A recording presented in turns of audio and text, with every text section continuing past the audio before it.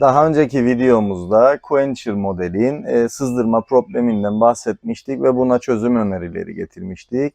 Eğer o videoyu izlememişseniz o videoyu da izlemenizi tavsiye ederim. Aşağıya linkini de bırakırım sizler için.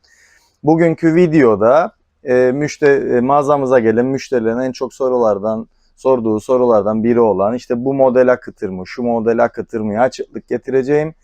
Arkadaşlar pipeti bu dışarıda olan Quencher dediğimiz model dışında hiçbir Stanley termosu akıtma yapmaz.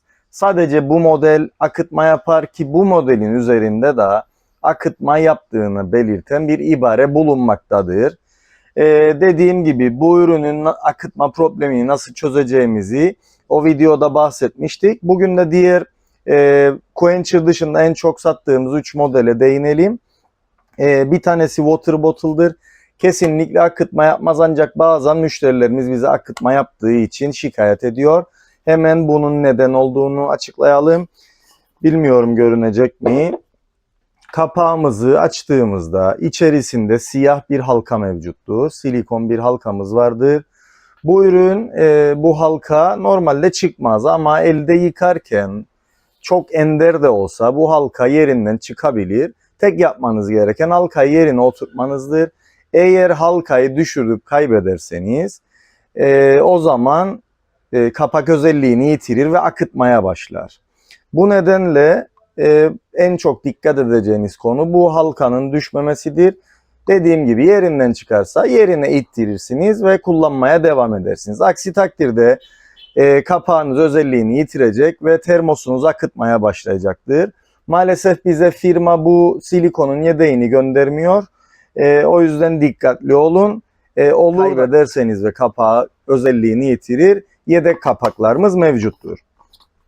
Bu water bottle'da 3 boyu vardır. Her kapak aynı şekildedir. Buna dikkat etmenizi öneririm. Bir diğer model Philips Rove'dur. Kesinlikle bu da akıtma yapmamaktadır. Yine arada şikayet alıyoruz akıtma yaptığıyla ilgili. Bunlar basolu ürünlerdir. Yani kapatırken eğer tam basolar yerine oturmazsa ve aralık kalır tabii ki akıtma yapabilir. Bir de burada yine siyah bir silikon halka vardı. Bir de pipetin tam girdiği yerde bir silikon vardır. Yani eğer ürününüz akıtma yapıyorsa çok basit bir şekilde birkaç adımla bunu çözebilirsiniz.